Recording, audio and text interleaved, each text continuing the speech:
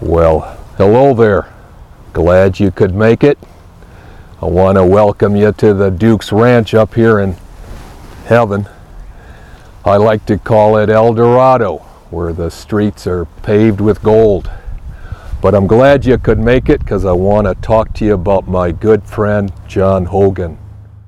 Well, I know that some of you, when you look around here, might think that this looks a lot like Sue Schroeder's place. And you might also think that that's not John Wayne, that's some two-bit impersonator.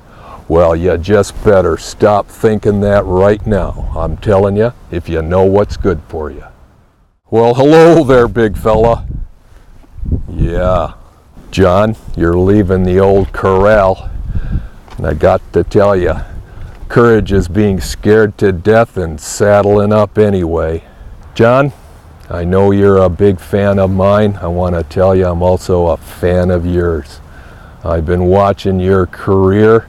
The crime beat, the exciting stories remind me a lot of my movies, action and adventure.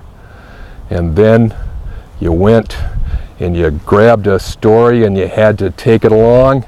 Kind of reminded me of my cattle days, taking that story over some rough terrain, people prodding at you like we would the cows, but you got the story and you got it good. You then went to the business, and boy, you did a great job there also, really giving people the business, if you know what I mean.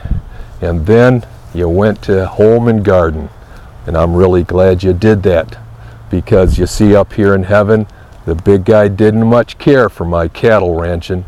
Didn't like the noises and the smells and needing to watch where you walk. So I had to give that up and I took up gardening.